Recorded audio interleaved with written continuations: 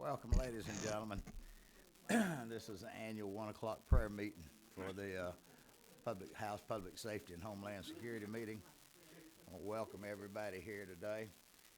We've just got a few pieces of legislation in front of us. To the committee members, before we get started, remember we're into the closing days, and since the Senate hasn't sent us a great abundance of things this year, I want y'all to look over these, and if you think that you have bills that are hung up in a Senate committee that might need a vehicle to ride on,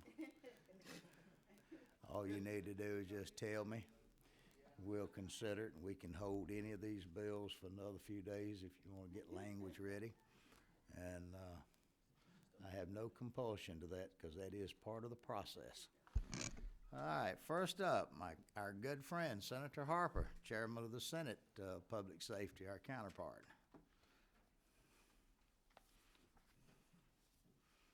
Thank you, Mr. Chairman.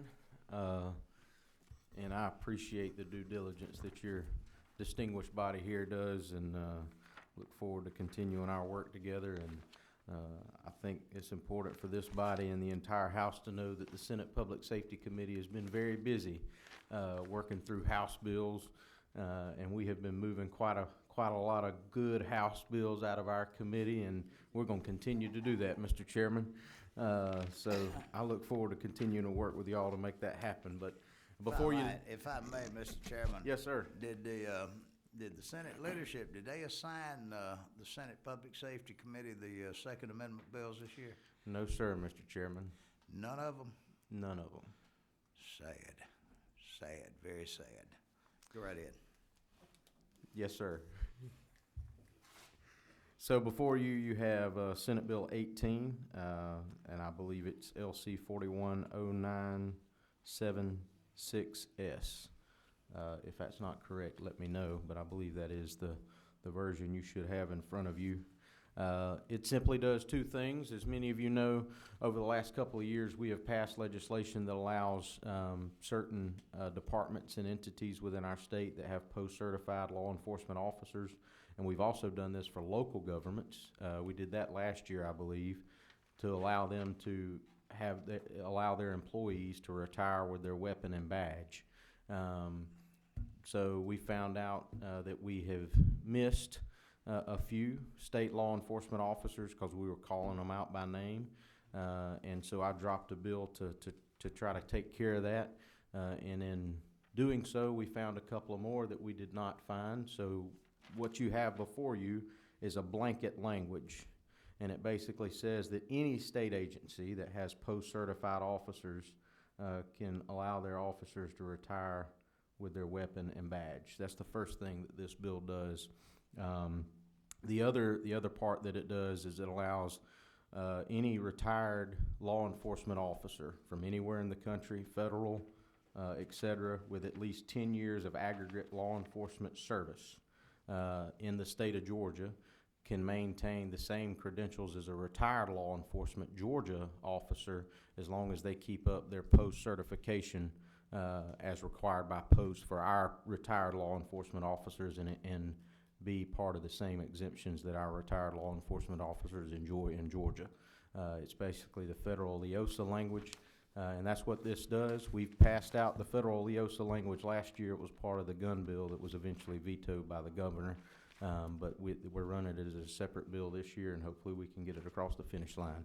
That's Senate Bill 18, Mr. Chairman, and I'd be happy to entertain any questions. All right, questions? Mr. Glanton. Thank you, Mr. Chairman, and thank you, Senator, for bringing this bill. Just a quick question. Yes, sir. If I understood you correctly, if you are a post-certified officer in the state of Georgia and you retire, you can maintain your badge and your gun. Is that right? If you work for the Georgia State Patrol, the Georgia GBI, a local law enforcement agency, if that agency decides to do that, and a couple other entities, you can. But there are some state agencies that can't do that because Georgia law does not allow them to do that, and that's what we're trying to fix with this. Okay.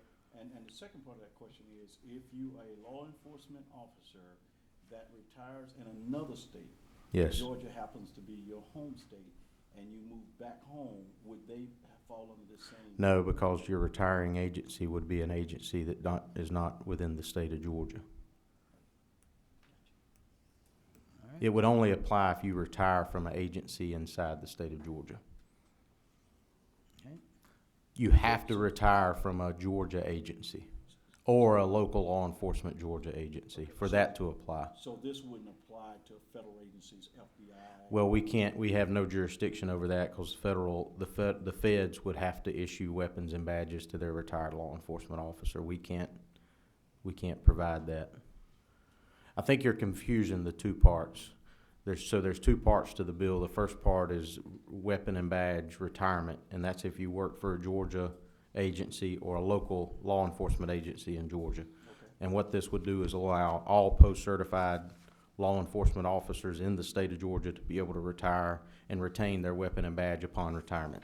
The second part of the bill deals with law enforcement officers from other parts of the country, other states, federal law enforcement officers, and what that does is under current Georgia law, if you're a retired Georgia peace officer or post-certified officer, under current law, if you maintain certain levels of training as required by post, you can maintain your credentials as a law enforcement officer and be exempt from the 1611-130 in regards to where a weapon can be carried in this state.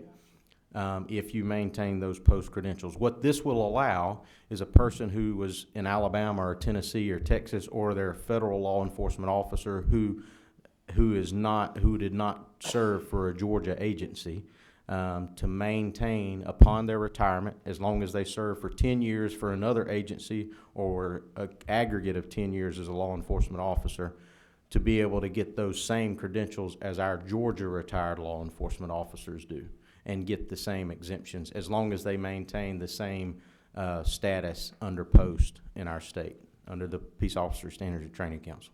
Thank you for the clarity. Thank you. Yes, sir. Very good. Number 15. Thank you, Mr. Chairman. Senator Harper, I just need you to clarify something for me as it relates to the first part, keeping the weapon in your badge. So if you're post-certified, and if this goes in effect, for example, July 1st, is this just for post-certified that have just retired, or can you come back? Is it retroactive? Yeah. Is that what you're asking? I don't believe that this would be retroactive. It will only be in effect from that point forward. Okay, because when you said 10 years, I was like, so. No, so the 10-year requirement doesn't apply to this, that first part. That's just if you have served for 10 years. You've been an officer That only, certified for 10 years. the 10-year requirement only applies if you're going to receive the exemptions under the law, if you're a retired law enforcement officer from another state or work for a federal agency. The 10-year requirement does not apply to the exemption under the law in regards to being able to get your weapon and badge upon retirement. And the reason I ask, because you know I'm certain you're going to have some folks that want to come back and get their badge. And I am sure that there are, and I am sure that that some agencies could probably promulgate rules and regs if they so desire to entertain that, if at all possible. I am sure that we could probably Go get it. see if that could be done. Thank you. Yes, ma'am. Thank you, Ms. Frazier. Mac? Thank you, Mr. Chairman. Thank you, Senator, for bringing this bill. Yes, sir. I was wondering too, like Representative Frazier, if it was retroactive, because I was going to go back and get mine. Because unlike my friends from the state troopers, I wasn't able to keep mine when I retired from probation. Does this include probation officers too? It would include probation officers, yes, sir. Thank you. The way we have it drafted, it would be any post-certified law enforcement officer in Georgia, basically. Thank you for bringing this. Yes, sir. Mr. Gravely? Thank you, Mr. Chairman. Just for the committee, and thank you, Senator, for bringing this bill. I think it's a very good bill and a very small token of appreciation for the individuals that serve in this capacity. For the committee's knowledge, I guess even for the record, I know there's been some question about those that would come from out of state and want to retain their eligibility. And just could talk about a little bit, you or Director Wigton, that remaining with the ability to carry their firearm into those same places when they were on duty or active is simply qualifying annually with those particular firearms. That's correct? right. Yes, they still have to qualify as our current Georgia retired officers do to maintain those Yeah. credentials. They would still fall under the same Exactly. yes, credentialing. And Post certifies that. Yep. And I think if I may, Mr. Chairman, we had worked out even without some legislation that if they qualified at the same time with all the firearms that they did want to qualify, it would just be that one charge for the $25 as opposed to $25 per firearm. I believe that Yeah, is the correct. director's shaking his head, yes. So, yeah. Perfect. Yeah, thank you. It's a very good bill. Look forward to supporting it. You might be handling it. Any other questions from any of the committee members? Do we have anyone here that wants to be heard on this bill? No volunteers? Chris? Yes, sir. Mr. Chairman, committee members, this bill's important to a lot of state officers. As the representative just mentioned, there's a lot of state agencies that officers that serve 30, 35, 40 years that didn't have this privilege when they retire. Also, a lot of agencies officers in the state move from one agency to the next. So you'd be surprised how many of them won't transfer to another agency just simply because of this one issue. Because when they retire, they do want to retain that firearm and that badge as they travel throughout the state. So I think this is a good bill, and it serves a lot of officers that have not been recognized throughout the state at this point. Good deal. Good deal. Ms. Frazier? Yes, sir. Mr. Chairman, my favorite chairman. I just want to I mean, this is Senator, this is a great bill, but I just need to understand, so I just have complete clarity here. This is for officers that are in good standing, honorable, nobody that has a lot of domestic violence and got out of the system, come back in the system, none of that. Well, This is they just wouldn't be able to, recertify and all of that. Yeah. So this is just somebody that's been a good public servant. it would be just like your colleague Representative Eddie Lumsden's and Representative Bill Hitchens, Well, I respect who are that. retired law enforcement officers. This would be, just like that. It's questionable, isn't it? Thank you. Any other questions, Ms. Frazier? No, fine, thank you. Yes, sir. Clarify that if someone's under investigation or they've been dismissed from post, they can't go back after the fact and just apply for what this bill would introduce. So if they've been dismissed or disciplined from post, That's right. this is not a It's a good blanket point. envelope for them to go back and retain their gun badge. Mr. Collins? I just had one question, just for the general public's FYI, I guess. If you're post-certified and you're retired and you're keeping up your credentials, are you required to have that identification on you, that you have that Yeah. training? Yes, you do have to maintain a certification card. I believe that's correct. Isn't that correct? Okay, that's just my question. Thank you. Very good. Any other questions from any of the committee members? No questions, no comments from anyone in the audience? If not, what's the pleasure of the committee? Amen. That's what I like. All y'all's bills will pass my committee. I just want you to know that. That sounded pretty good. I think we're going to get down, if I could get on my knees, we'd say grace right now. We have a motion, and obviously we have a second. Any further questions? Any further comments? If not, all in favor say aye. Aye. Ayes clearly have it, Mr. Chairman. Thank you, sir. So, have you designated someone to handle this? Representative Lumsden, he and I have chatted about it, and if he's still good Excellent. with carrying it, Excellent. he's gonna take care of it for me on your side. Good deal. Thank you so much, and always welcome to this committee. Thank you, Mr. Chairman, and I extend the same to you, to my committee. We appreciate y'all's good work. I can handle that. Thank y'all.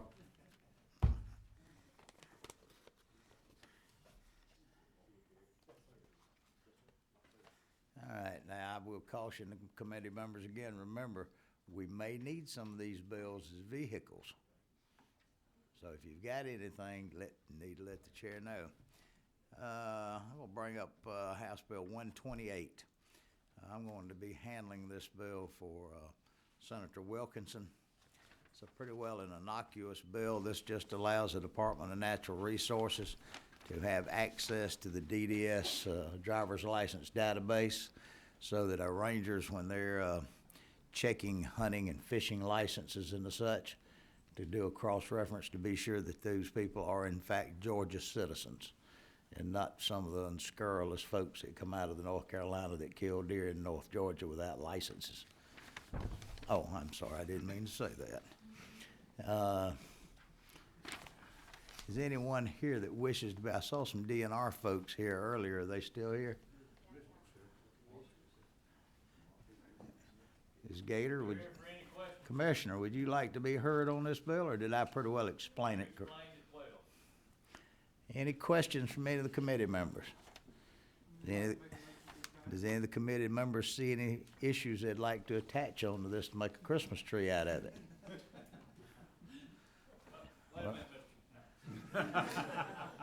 If not, if there's no questions, does anyone out there wish to be heard?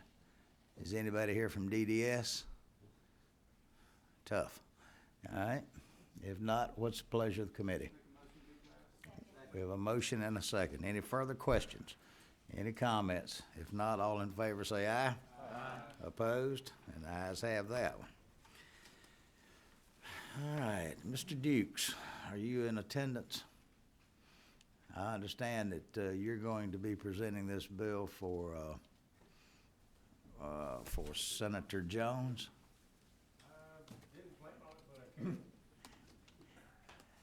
Isn't a lot of this, isn't some of this content in this soon-to-be Christmas tree yours?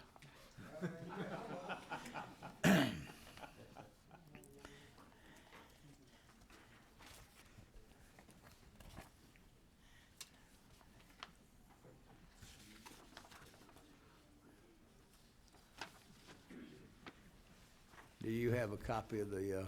I have it, yeah.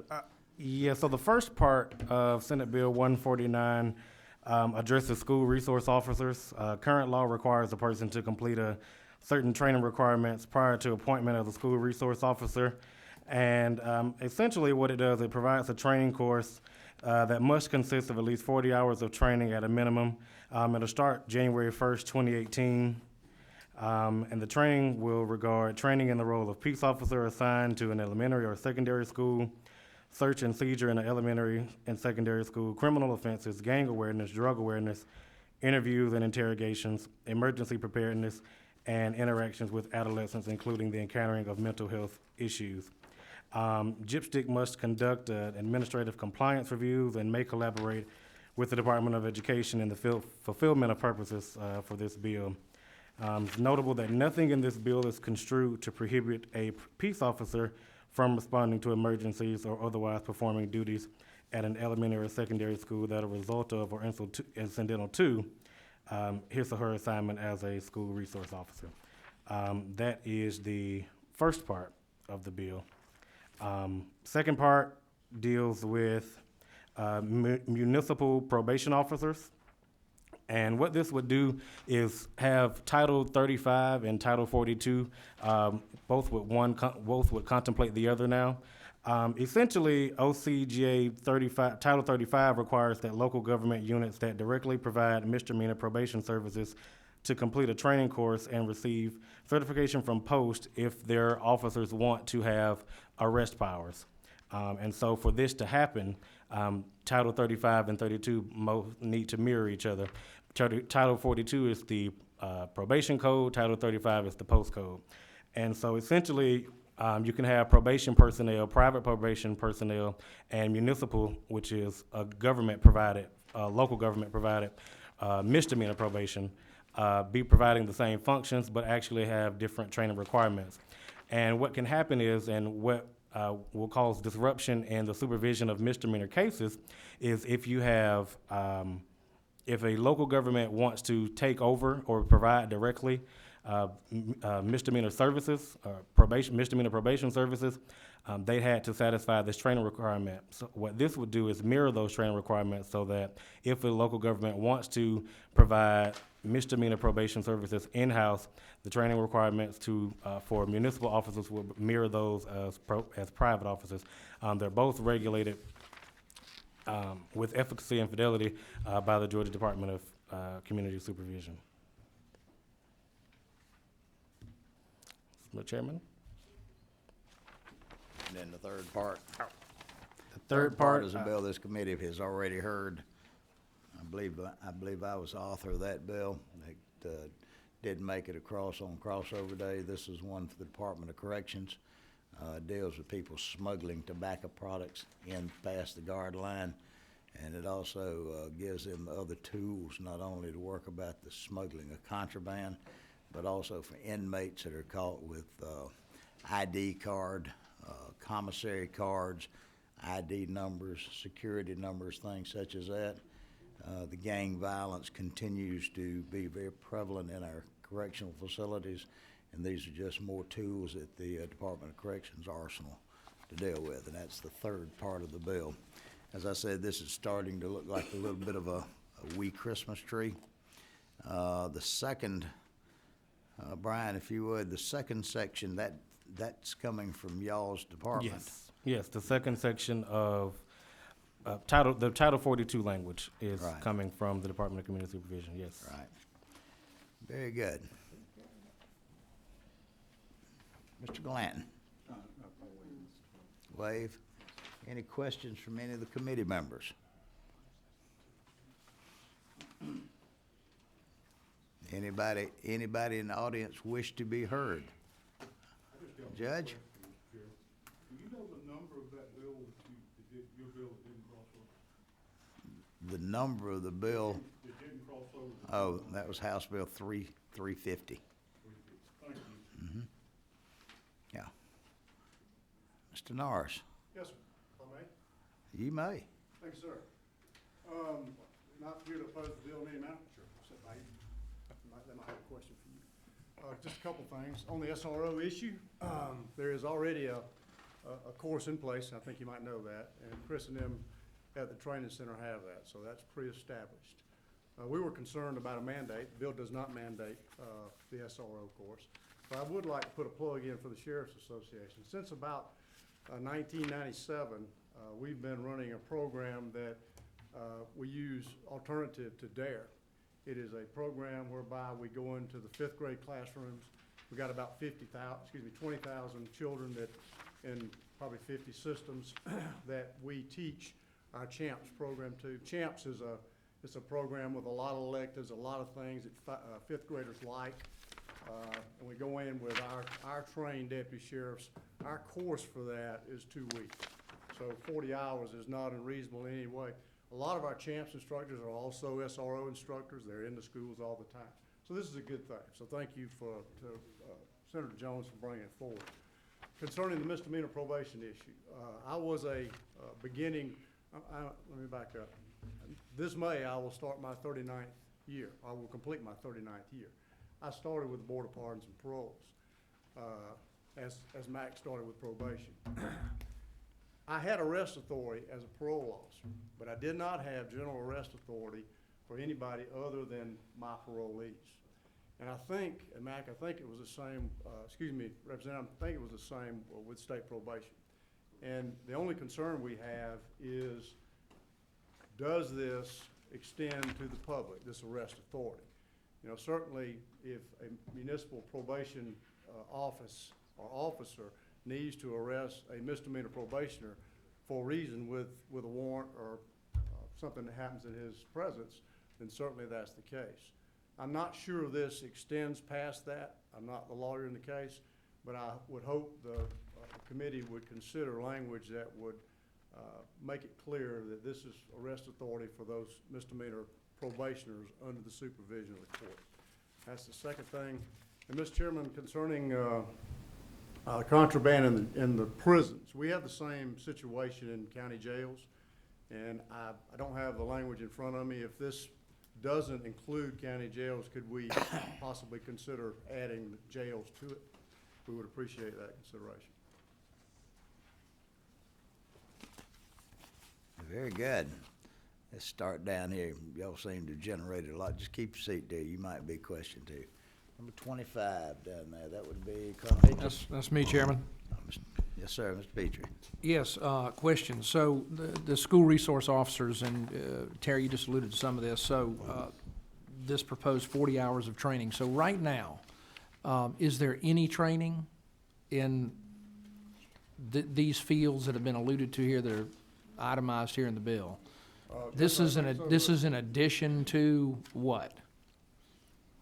There is no, and I think I'm correct about that, there is no mandate for an SRO training. And you might have mentioned, maybe I heard you wrong. There's no mandate, and my understanding of the language of this bill is it's permissive. This sets forth some parameters for best practices. And presently, Director Wigington might be able to better address this. There is a 40-hour course presently available at the Public Safety Training Center. You may want to ask him directly those questions about what it covers. Please, sir, if you could speak to that. Yes. The current curriculum covers all of the topics addressed in that. It is a 40-hour program. We normally teach it twice a year, a couple of times, because normally the SROs are on the same rotation of students. So we teach it when they're out in the summertime and when they're out for Christmas break. But we already currently meet the demand as far as the statute requirements on the curriculum. Thank you. Any other questions? All right. Ms. Taylor. Thank you, Mr. Chairman. A couple of these things have come up, but with probation officers, what do they currently have to go through in training? Is this something all new to them? As far as the probation training, no, this would not be anything new. This would honestly just make the titles of the training contemplate each other. Formerly, the code read, in order to serve as a probation officer, you had to be certified by post. This would make the adjustment to, in order to exercise the authority of arrest, you'd have to be certified by post. So in essence, essentially, you could still serve as a municipal probation officer and complete the rest of the code, the training listed in, I believe, 351013.1, which is, the 40 hours background checking and et cetera. But this would just remove that provision that if you, for arrest powers. And so you could still serve, but you just would not have arrest powers unless you you still have to be post-certified. But if you work for a municipal government that provides misdemeanor probation services directly, you would need that post-certification on arrest powers. Thank you. And if I could follow up, the other question was what Mr. Norris brought up. I wanted to make sure if it was clear if their arrest powers were only on their probation Yes. person, or is it on anybody? That was a question that I came up with also. No, Thank you, Mr. Chair. And thank you for the question, and it would be strictly for those misdemeanors who are under supervision by the court. We don't extend our supervision resources that we don't, of course, DCS doesn't provide that directly. We oversee and regulate and audit it, but those arrest authority would only be for misdemeanors who are under supervision from the court. Do they ever come across a situation where they may have some confrontation and they need to arrest somebody else? Yes, typically there is a great relationship with the sheriff's office, because in a lot of jurisdictions you have that situation where if there is someone who is not under our custody, we will inform the sheriff's office, and the sheriff's office will serve that warrant or address that situation. Okay, it may be worth it to address it in this bill while we're working on it. Thank you very much. Thank you, Chairman Taylor.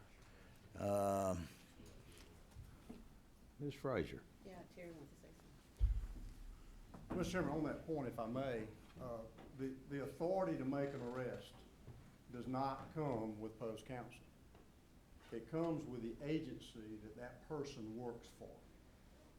And in the case of the municipal probation department, it is serving a municipal court or some other court within that county. So we just want to make sure that we remain clear that The arrest authority created here is for the authority of the entity for which the officer works for, which is what he has said. There are occasions where they're gonna run across other offenses, and when that happens, they call the sheriff or the police department. Now, I would qualify this, and I think Frank's here, Frank Rotondo, but if the municipal probation officers were also police officers, then they would have general arrest authority. But I don't know I just don't know whether that occurs out there. Or mostly just as a clarification, but a local probation officer working for a local court, municipal court, they'd only be handling misdemeanor. Right. Right. Right. All of this is misdemeanor we're talking about, Right. Mr. Chairman. Ms. Frazier? Oh, yes, sir. Thank you, Mr. Chairman. On part 3, I see a tag on, House Bill 350, and I know that Mr. Chairman carried this bill earlier, which I did not support. So is it my understanding now that this has been reversed? The first offense is now a misdemeanor of a high and aggravated nature, and the second now is a felony, Mr. Chairman? Go ahead. So we flipped them? I'm sorry, I was looking at some notes that I was So you, sent over here. Mr. Chairman, on part 3, All right? House Bill 350, it's been, you say a Christmas tree, but I see a tack on. That is a tack on. Okay, so I'm asking, the previous bill that you had it, the first offense as a felony. This one say a misdemeanor of a high and aggravated nature. And then if someone comes into prison and bring contraband or something the second time, then it's considered a felony. Is this the same bill? This is the same bill, I think, isn't it, Julius? Yeah. So is this what I'm understanding? I'm trying to support this bill, so I'm just trying to see, is it been reversed? Is now a misdemeanor? Julius, would you like to address this since you've read it? Well, he should know it if it has. Mr. Chairman, I thought in the prior bill, it was someone from outside coming in. Is that not right? Yeah, someone from outside. This is the same thing. This really talks about inmates. That's what I'm trying to understand. Is it someone, if it's me coming in bringing contraband, or if it's somebody inside? If you're a visitor and you come inside as what corrections is telling us, people are coming in with fanny packs and stuff like that, smuggling in tobacco products. My concern was if somebody came in and had a pack of cigarettes in their pocket, or a dip of snuff, or whatever. Right. I wanted to be sure that they weren't charged, that they could be told to leave or to take the tobacco products back to the vehicle. And that's what this bill's supposed to be doing. Right, but this bill, but this bill is saying that if a person comes in and they are actually bringing in contraband. Exactly, if they're trying to smuggle it. Yeah, this is somebody that has just gotten caught with something, not the ones that intentionally have a smoker that has a pack of cigarettes. We talked about that in the committee process. Right. But I'm talking about, this bill here is talking about if you are caught with some type of contraband and you come in and you're bringing it in for the purpose of whoever you're gonna give it to, that person will be, guilty of a misdemeanor if they're caught. Right? Are we talking about two separate things? Julius, see if you could. Well, I think at first, the very first version of the bill had tobacco grouped in with, under 42.515. The version that eventually passed out pulled tobacco out and created a new code section, 42.515.1. Under this code section, if you bring tobacco in and you do not, and you go through the screening process, and you are told that you have tobacco, or you are warned that bringing it in is unlawful, and you don't, return to your car, you, place it there, you go through and you're caught with it. The first offense is a misdemeanor of high aggravated negligence. Any second or subsequent offense is then a felony. And so that's what.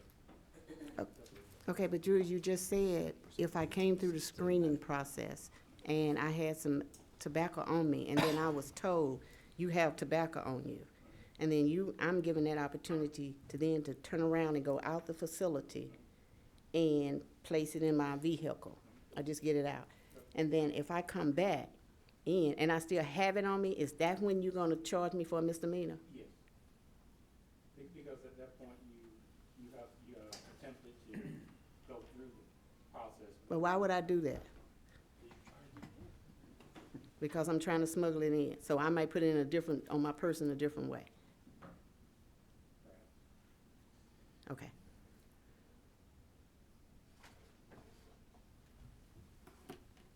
Any other questions? Would you feel better if this was restructured a little bit plainer? Yeah, because the average constituent is not gonna understand this. It's just, I've been given the opportunity to leave the building, go place it in, go get rid of it, and then I come back and I still have it on me. And so now I'm finna go to jail. If you've been told by a correctional officer when you're visiting a So prison, how many cases of that is happening? I'm just trying to understand is there a lot of cases of this happening? sure, Please. go right The, ahead. the difference is intent. You may, if you're a smoker, you may enter on visitation day because you always have a pack of cigarettes with you. So it could be, the intent was just, you're a smoker. So it's an accident. So it feels like we're giving you plenty of opportunity to say, in fact, we're assuming that it's an accident. And so the officer is telling you, hey, we see you have cigarettes, you need to go put it up. If you come back the second time, literally within minutes of being told to take it, the intent is totally different. You're trying to smuggle it in. You ask the question, why would someone do that? Because the price for tobacco is very high inside state prisons.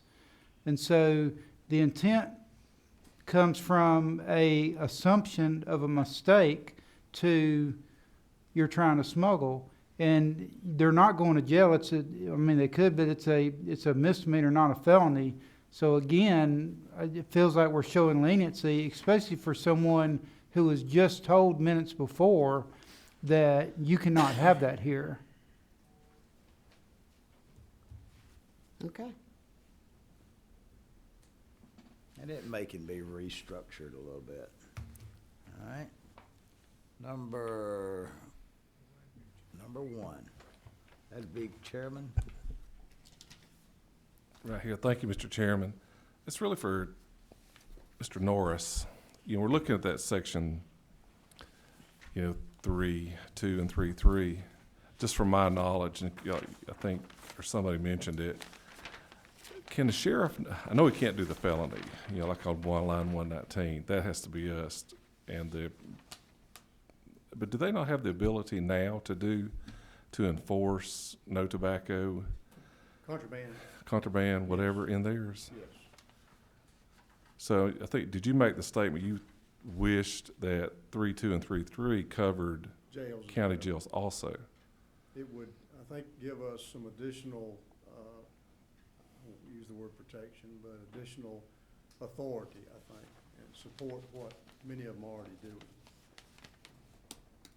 It's an ask. I mean, if it's not reasonable, I get the whole situation. We're talking about one state-run institution versus 148 jails, and I think that's your basis for your question, Mr. Representative. Yes, sir. Yes, sir. That's just I'm just curious how Well, that. in looking at this, the language in here deals with any state or county correctional institution. Now, county, Gordon? Line 94. And I don't know that would define a county jail. It doesn't. Correctional seems to- county jails, some of them call themselves correctional institutes. Right. but I don't know if that's the proper term. Would it? I think it would cover any county correctional institution.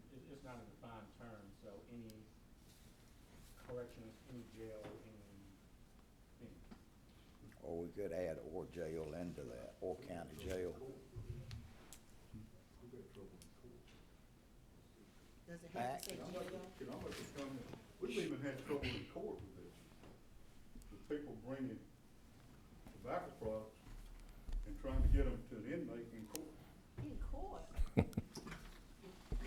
It's a lot of money. Yeah, we sure have. And these, well, we don't have but maybe 2 bailiffs in a court. Listen, we operate in some courtrooms, I do, where, and it's certainly not the sheriff's fault, it's the county's fault. We don't have enough manpower to begin with. I'm in 2 counties where we don't even have full-time security in courthouse. And what they're doing, they're bringing it in. They're leaving it when there's nobody on the front door in the courtroom. Same thing they can do with weapons. Leaving them in the bathroom, going back and retrieving them. Mr. Chairman, should we say jails? I began to think we ought to just do a prohibition against anyone furnishing tobacco to an inmate. Anyone incarcerated? One already been adjudicated and defined as an inmate. Well, we got a lot of people that we arrest that are not yet adjudicated. They're in jails. In fact, jails are designed to keep pretrial people in it, although we've got a lot of post-convicted folks now. So it'd be hard, I think, Mr. Chairman, to distinguish between the two. That's not a due process or a right. If you're in a closed corrections setting, then you gotta live by the rules because you are mixed in many cases with those that are adjudicated. All right, let's move on. Chairman Hitchens. I'm a little slow here. My answer pertained to the question that the young lady posed in there. But, you know, there's clearly signage on all the prisons and the jails about what they can bring in and what they can't. And it tells you on the sign that you'll be prosecuted if you bring those things in. The other thing is that tobacco products are a form of currency in prison and in jails. You buy and sell things with tobacco just as if it was money, when you're limited on the amount of money that you can have. So those people who have tobacco have the ability to do a lot of things. Very good. Tell you what I'm gonna do. Let me just poll the committee on sections 1 and 2. Was there anything that, any of the members have heartburn over the sections 1 and 2?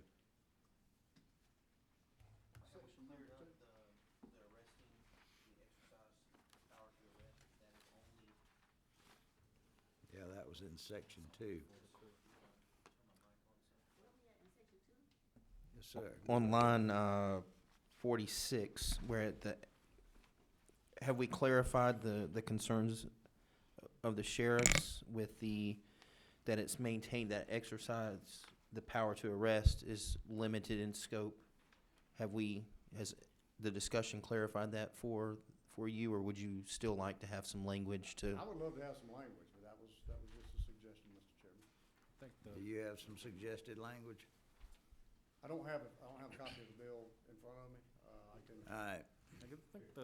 All right, I'm gonna make a chairman's decision at this point.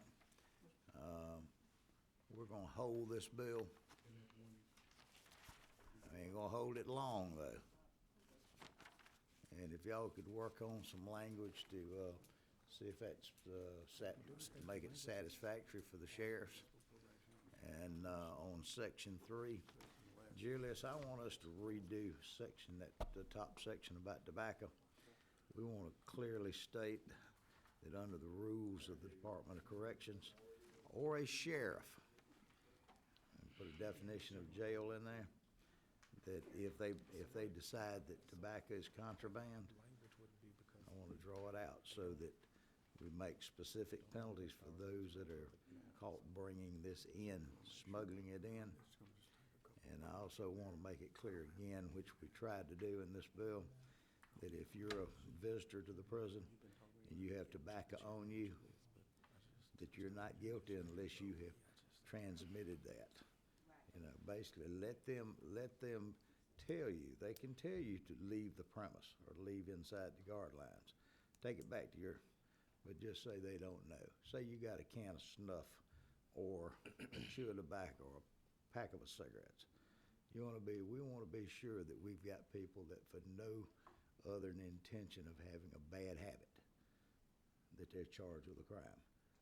But also in regard to what our judge and former House member said, we might want to, Judge, you might want to work with Julius briefly, some language of just basically stating that a person could be found guilty of a crime for furnishing tobacco.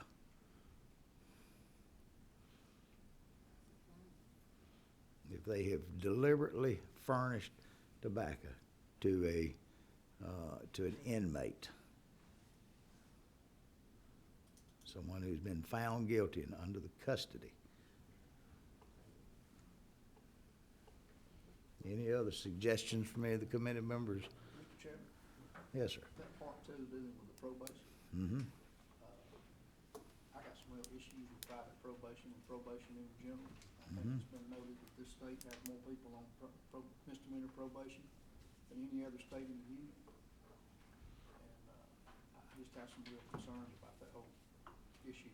Do you have concerns with what's in the bill? Yes, sir. And could you tell us which part that would be? Well, we look. 'Cause I don't think this is dealing with private probation. This is Well, dealing, It's probation in general, whether it's private or whether it's municipal probation. Seems you get in that system, you get bounced around and you get hung up a lot. And, what I have concerns with is, you know, if you're in private probation, you have to have someone else go out and make that arrest. That private probation company's not doing that, isn't that correct? That's correct. So, you know, why do we wanna change that standard for municipalities? I mean, what's the difference? if I understand right, all this is saying is unless they've had that certain course, they don't have arrest powers. That is correct. Yeah, this doesn't really address, Not addressing private probation. This does not address private probation. That's been subject to much of the scrutiny of the Criminal Justice Reform Council, the private probation piece. And so this bill isn't prepared to contemplate that. This bill strictly just addresses the misdemeanor part so that the training requirements can mirror each other for when misdemeanor probation is being provided directly by a municipality. But right now in this state, if you're a probation officer, you cannot arrest anyone. If you are a post-certified probation officer, you can arrest those who have offended under your caseload of jurisdiction. Thus, the extent of the arrest powers, and those arrest powers are given, of course, through postal, and that would be the extent of their arrest powers. So basically what this is gonna be saying is if you're on municipal probation, and your probation officer, is also post-certified, he can arrest you for violating your probation. Yes, as long as that officer is serving under an agency that has an authorized provision to provide arrest to their officers, that officer can make that arrest on that offender. And all I'm saying is, we want to make it clear, they cannot, that they're not the police. They're only able to make the arrest of people under supervision of the court. And I'm not sure that language is clear on that point. I mean, we think the probation officers ought to be able to make arrest of their own people with a warrant, or if there's a violation in their presence, until they get a warrant. That's different. These are people under sentence, supervised by municipal probation officers. They should be able to arrest those people with cause. What they shouldn't be able to do is think they're the police and go enforce general criminal law. And might I add that provision or addition really would just be kind of contemplating what is current practice. The officers, of course, they're not, like I say, they're not under the banner of DCS. We just strictly regulate their performance and audit, their structures to make sure that they are operating with efficacy and fidelity to the reforms that have been made. Our aim our officers would not, they would have no inclination already perhaps to make general provision arrest or general public arrest. So I don't, the Chairman language, Jaspers. while understandable, I don't know if it would change much of the current operation. All right, Chairman Jaspers. Thank you, Mr. Chairman. To their speaker, I didn't get your name, but I'm following what Representative Collins. How often is this needed today? And how often do you call a post-certified officer to arrest someone who's on municipal probation? As far as the frequency or volume, I would have to get you some numbers on that because it's such a standard operation, so to speak, to where the sheriff would be called in to make the arrest. Well, I think if it's not under our jurisdiction, so I would have to. Mr. Chairman, I think Representative Collins makes a good point, is that, I guess maybe I'm putting words in your mouth a little bit, is why is it needed? I think that's something we always ask in committees is, how often is this done? And that's really, why is it needed? Well, Representative, yeah. may I answer that, Mr. Chairman? I think I know, and maybe I'm not speaking for you. There is the current law requires municipal probation departments to have all of their people post-certified. Yes. Post-certification for a mandate is 11 plus weeks. And there are certain companies that have 50, 40, 30 people that, there's one in particular that has just taken it over from a private entity. So they've established their own. But their entire workforce of probation officers are not post-certified. So, but yet if under the current law, they'd have to all be certified. They're just saying that they'd like to have the ability to have some make the arrest, but not exclude the others from being probation. Am I speaking out of turn? That's my understanding. So that's reasonable to me. But again, I don't think that, first of all, to answer your other question, I don't have any numbers either, but I can tell you that I hear from sheriffs all the time, the sheriff's offices and the PDs are the ones primarily making the arrest of probationers, both state and misdemeanor. Now, DCS is making a lot of arrests themselves, but they're not making the majority of them. So they are using the local resources to make those arrests now.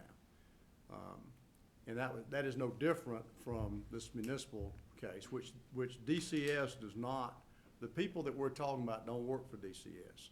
They work for a city or a county that DCS, through a board, regulates their activities. It's the old Municipal and County Probation Advisory Council is what it is.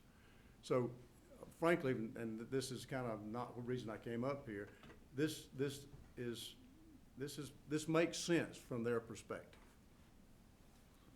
Seems to me like it makes sense to spelling out that if they're not post-certified, then they're not supposed to attempt to make an arrest. Right. We're saying the same thing. I agree with that. Yes. I agree with that. And they only have a few that are post-certified, and that's the only ones they want to make the arrest. But Mac and I, we both went to probation or parole training. We were never certified like I am now as a mandate deputy sheriff.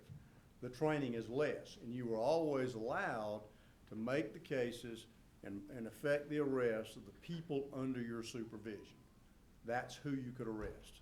If you had a problem, otherwise you've got a deputy sheriff or a police officer in there to help you with that.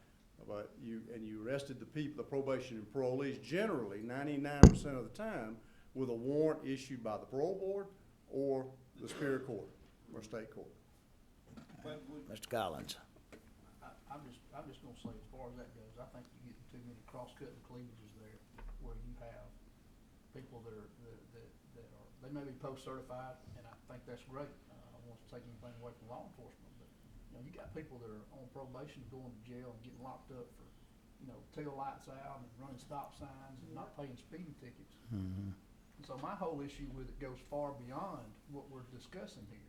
But, it's like anything else. There's a reason why this was separated years ago. There's a reason. And it seems to me that it's worked fairly well now. But with private probation getting hit, and now some of these municipalities are starting to go into the probation business, it's about revenue for them. I mean, let's just be honest about that. So, you know, that's just my big holdup, is I just don't feel warm and fuzzy about that because of my experience in the local government and the local probation. So, Mr. Chairman, I would yield my time. Thank you. Well, if I might, Julius, if you'll reconstruct in more clear language on section B or section 3, if and take into consideration adding jails, and might even want to talk to the good judge back there about specific language that might encompass the furnishing of tobacco, wherever it may be, to an inmate. Brian, if you would, work with Mr. Collins, see if we can come up with some language to make him feel kinder and warmer toward this issue, toward this proposition. Now, that being said, the only section nobody had a problem with was the first section. Is that correct?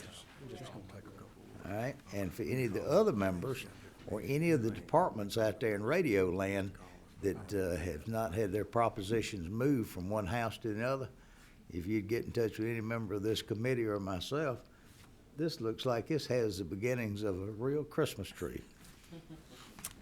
Any other questions from any of the committee members? Somebody sent a message up here. I did. Was this you, Mac? It was. Would you like to ask your question to council? Go right ahead. Okay, right, at this time, Yes, sir. I wanted to ask a question, Julius, if we can, if we can add some language on here, since the chairman said that we could attach something to it, some language that would, instruct misdemeanor cases to be transferred between counties, because currently, as it stands now, a person get a misdemeanor case in Richmond County and live in Clayton County, and they'll have to report to Richmond County on a misdemeanor case, which makes it very difficult without being able to transfer cases. I am not up to date on how that works, so I'll have to look into that. Julius, the only thing that I would think we'd need to see if it would fit in this bill in these code sections. Currently, we change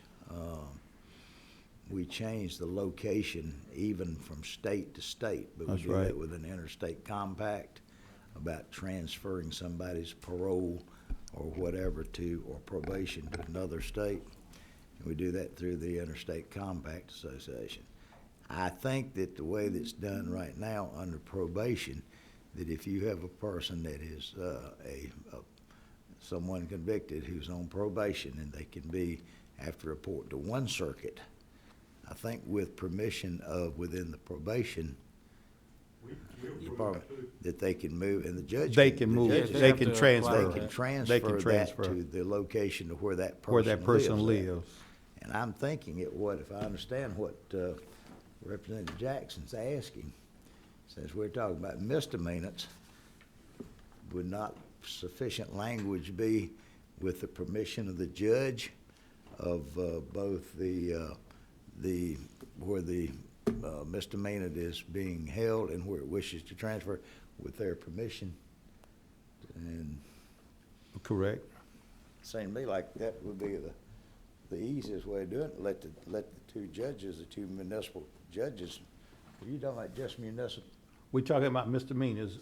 You can already transfer felonies, but not only between Right. states, but between counties too. Different judicial Do it circuits with the permission of the already. do it with the permission of the sentencing municipal judge? Yes, sir. And then See, what- I do misdemeanors too now, where we don't have state courts. Well, then what I'd say is, I would say just any judge or sentencing judge could transfer that to another jurisdiction upon the request of the, that's not even a defendant at that point, they're Probation. convicted. Probation. Probationer, misdemeanor probationer, or Julie, since we're gonna make a Christmas tree, that language probably fit in this nicely, wouldn't it? Right. While we're sitting here, Frank, I saw you up waving a while ago. Did you wanna add to this? I just wanted to, Julie, so you don't mind if you work in that section, we do have some city jails for the contract, so however, and some of them are substantial. So, thank you. Any jail then? All right. Mr. Chairman. Oh, I see other questions. Chairman Jaspers. We were just discussing that. It's going to offend some folks, but you know, that's what you got to do sometimes, I guess. Representative and I were talking that if we go on just the recommendation of both judges agreeing, I mean, some of this misdemeanor stuff, I hate to say, is revenue enhancing. And by doing that, I mean, if I'm a judge, I need to keep it in my circuit. Sorry, Judge. That's okay. That I'm not going to do it.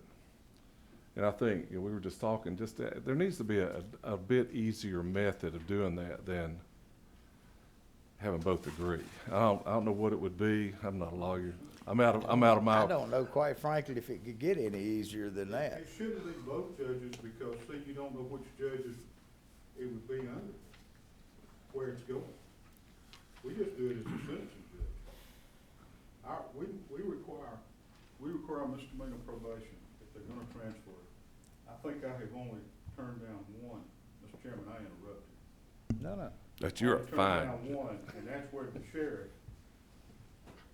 we had had so much trouble, the sheriff in the county where he wanted to go back to didn't want him back. And see, we don't banish anybody on misdemeanors. But they had so much trouble, that's the only one I've turned down in 8, 9 years, I guess, but, and that was because nobody wanted him. But, you know, Well, the only it's not reason- really a problem for us, but see, and the state, here's the problem too. Y'all talking about municipal courts and whatnot. See, I'm not talking about the municipal courts. See, I handle all the municipal court misdemeanors in one of my counties.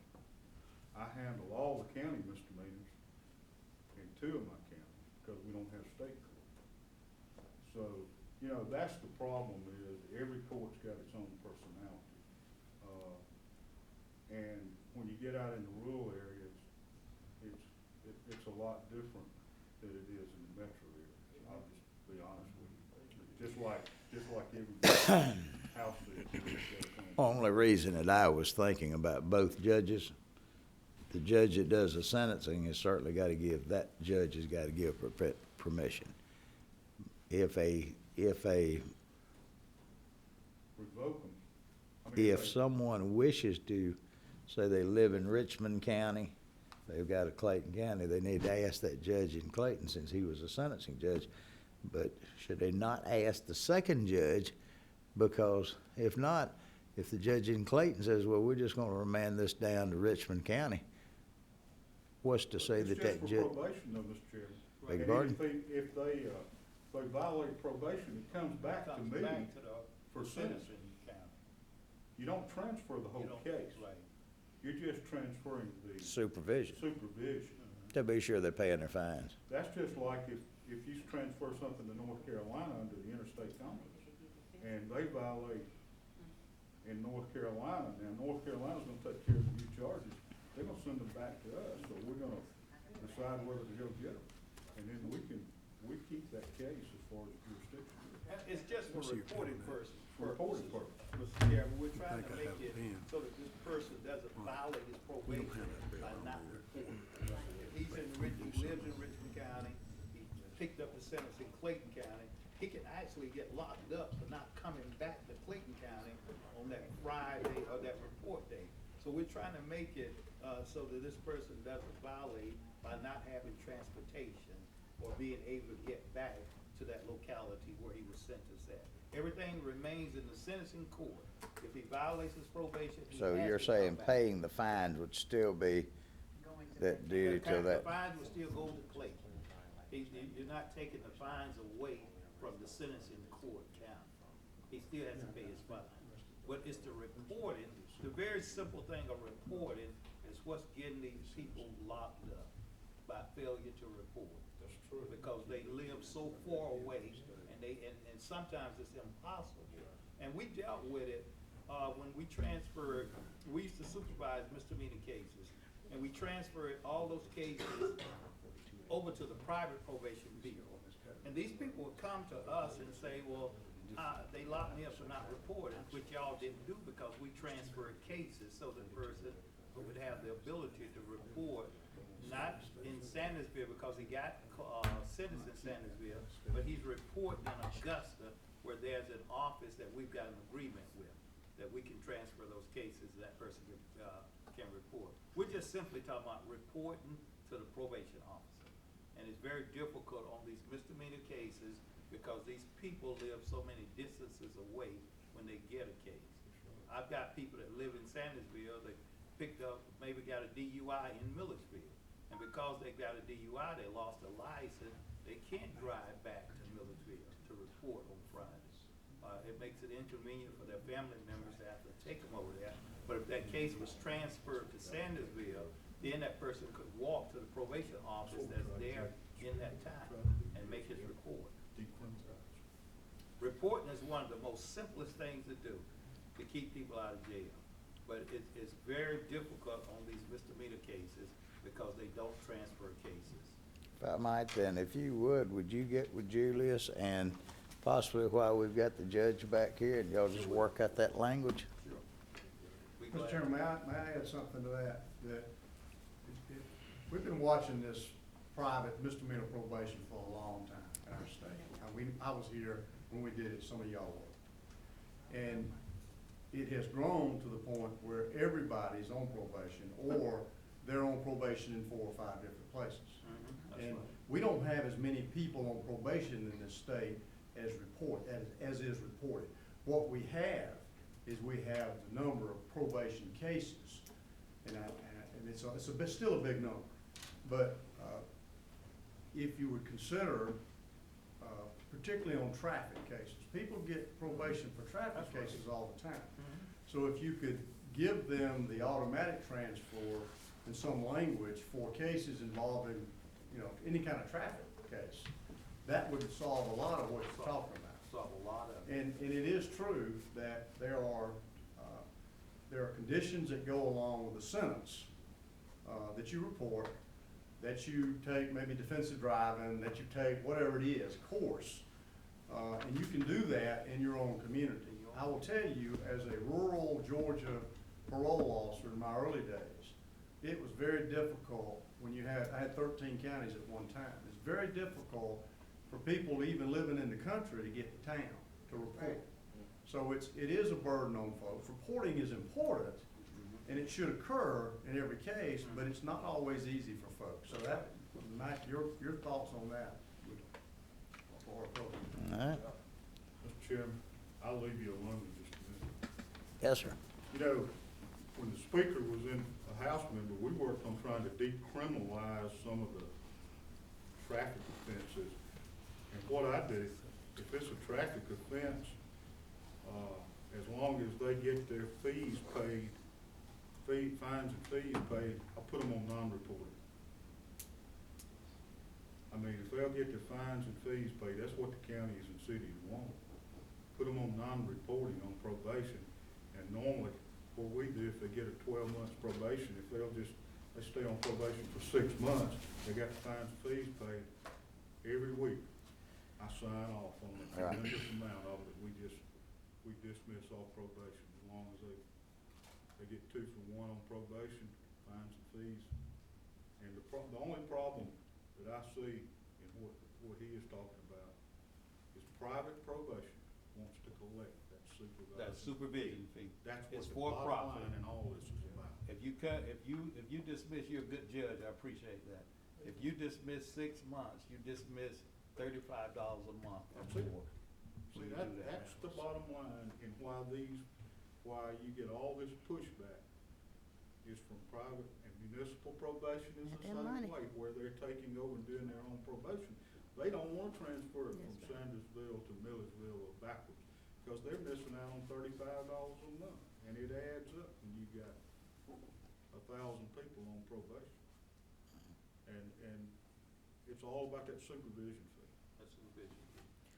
And that's why I do it the way I do it. And some of them, if they're, you know, if it's a hardship case, if they'll pay their fines and fees, I'll cut them off probation as soon as they get them paid. Because I think it's not right to be paying these supervision fees on top of it. And our Superior Court judge would allow us to, take the, fines and fees if a person was indigent, and we would convert it over to community I service. consider the community service at $12.50 for every hour. For every hour. That's If what a I person do. is indigent and can't pay, then instead of locking that person up, I we don't, would rather get some community service hours out of it, if they're able to. if they're able to. That's what I do. And I figured at $12.50 an hour. Yes, sir. Brian? Yes, not to prolong or belabor the point, but a lot of this, the conversations, especially with converting fees and dismissing fees, as many of you know, has been subject to the scrutiny of the Reform Council. And I wouldn't want us to contemplate something that is either already in the process or perhaps maybe in a SB 176, which is the driver's license bill from the Reform Council, or even previous legislation and or forthcoming contemplation from the legislation of the Reform Council. So just wanted to throw that caveat that Right. while these conversations are merit, these are also conversations that the Reform Council has either promised to take action on, or is currently reviewing, or either has put forth last year when they did the presumption of indigency in last year's Criminal Justice And Reform I Council. certainly didn't intend for that to happen. It was just the judge and I were thinking I'm of the sorry. same wavelength Mhm. because of my past experience. And we were just thinking, talking, having a conversation. I certainly didn't want to do that. Right, just wanted to, throw that out there. Did I see anybody else's light up down there? Ms. Frazier? Yeah, I just wanna just get some clarity. I know Julius is working on that part 3. I don't wanna jump off. I know you're all on part 2, but part 3. I understand, Julius, that you're gonna make some separate language in there, maybe 2 or 3 lines as it relates to a person that comes into the prison and unknowingly have tobacco on them, and they are told to return to their vehicle. And I understand now that if they return back and they still have it on it, they were there for distribution or whatever. That's when the crime comes in. But if that person comes in and that's like you say, a repeated smoker that smokes all the time, and they might come back to do another visit, and then they're like, oops, I got it on me again, and they not intentionally meant to do that. So we don't have any tracking system to keep up with how many times that person comes in. That person will still be asked to go outside and return that tobacco to their vehicles or whatever. Just get rid of it. So is there like a time, how many times they can do that, or are we keeping track of it, or what? We just want to be clear for just that part, not the part where they get caught. Well, I think the idea was to establish it where the crime is them passing it off. Yeah, I'm thinking, as I've sat here and I've looked at this from the cleanup language that we attempted to do, still makes it a little complicated to understand. The Department of Corrections, if you come, they do not have to allow a visitor to see an inmate, period. And I do know that if their policies are the same, that if a family member comes and there is some sort of indiscretion, whether it be conduct or anything else, they can be ordered to leave. And the Department of Corrections can suspend their visitation rights, period. And my thought is, at this point, is go more toward the transfer of attempting to transfer or to provide tobacco products to an inmate. That would work in the courts, it'd work in the jails, it'd work in the correctional institutes. That's fine. I can support that, Mr. Chairman. And also, I have a solution for you, Judge and Matt. We're gonna create telejudges. God. Therefore, they can actually just go on the screen, and then we can take care of that. We tried that. Okay, it don't work. Well, that's probably a pretty good idea, but I think we need to possibly consider doing tele-legislating first. That way some of us can just cut other folks off when we don't want to hear anymore. That being, that being said, with all the parties here who are going to help work over this bill, if y'all would, Julius, look forward to seeing the cleanup on the tobacco, and I think you know what Ms. Frazier wants. And I think I do too, because my original cleanup language, I don't want somebody prosecuted for going into a prison to visit their loved one or an inmate with no intentions of providing tobacco. And you know, some of us could be found guilty if we get caught with a cigar in our pocket. So that being said, this meeting is now adjourned. I can't